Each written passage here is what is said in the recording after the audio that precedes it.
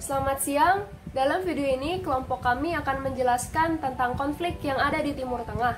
Diawali oleh saya sendiri, Florin Josephine dari kelas 12 IPS 2. Saya akan menjelaskan tentang konflik yang ada di tanah Palestina. Konflik Palestina telah kita ketahui secara umum sudah berlangsung sangat lama, bahkan berabad-abad. Dan penyebab dari konflik ini secara pikiran orang yang masih awam akan mengira bahwa konflik ini disebabkan oleh perbedaan agama, perbedaan ajaran gitu. Perbedaan dogma-dogma yang dianut oleh agama yang berseteru.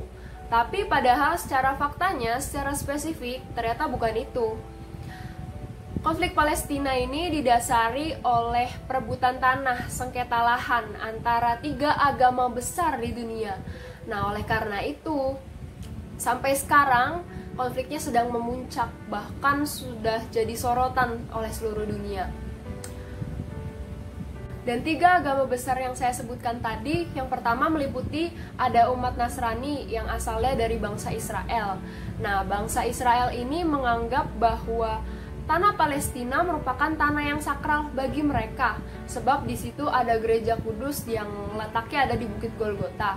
Kemudian yang kedua, ada dari umat Muslim dari bangsa Arab yang ada di Palestina yang sudah lama menetap di situ, menganggap tanah itu juga sakral, bahwa tanah itu milik mereka karena di situ letaknya Masjid Al-Aqsa. Kemudian yang ketiga ada dari umat Yahudi. Umat Yahudi ini menganggap bahwa tempat itu sangat suci karena di situ merupakan tanah perjanjian yang dijanjikan oleh Tuhan dalam kitab suci mereka.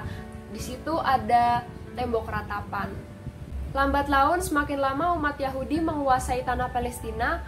Pada akhirnya umat Muslim marah terhadap keberadaan umat Yahudi yang semakin banyak di tanah Palestina, dan kemudian mata pencaharian mereka hampir semuanya direbut oleh bangsa Yahudi. Untuk memecahkan permasalahan baru tersebut, akhirnya PBB turun tangan.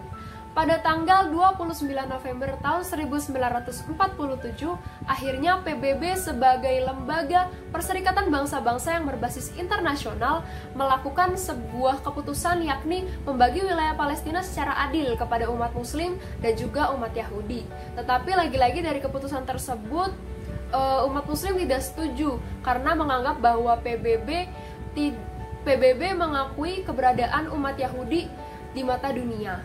Dari keputusan PBB tersebut, akhirnya 1 tahun kemudian pada tahun 1948 lahirlah negara Israel yang terdiri atas umat-umat Nasrani.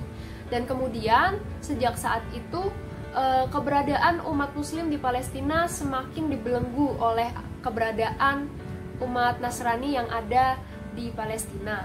Dari tahun 1980 sampai 1993, umat Muslim melakukan gerakan yang namanya Gerakan Intifada 1 yang bertujuan untuk membebaskan diri dari belenggu Israel. Dan kemudian dihasilkan sebuah perjanjian, yakni Perjanjian Oslo, yang berisi keputusan bahwa umat Muslim berhak atas Gaza dan tepian bagian barat. Kemudian meskipun kedua belah pihak antara Israel dan umat Muslim menyetujui perjanjian tersebut, tetapi tetap saja bangsa Israel selalu melakukan serangan-serangan terhadap umat Muslim yang ada di Palestina. Dan baru-baru ini pada tahun 2017 saat Donald Trump menjabat sebagai Presiden Amerika Serikat, mata dunia semakin tertuju pada konflik tersebut. Lagi-lagi Amerika Serikat menuai kontroversi dari pernyataannya yang mendukung Yerusalem sebagai ibu kota dari negara Israel.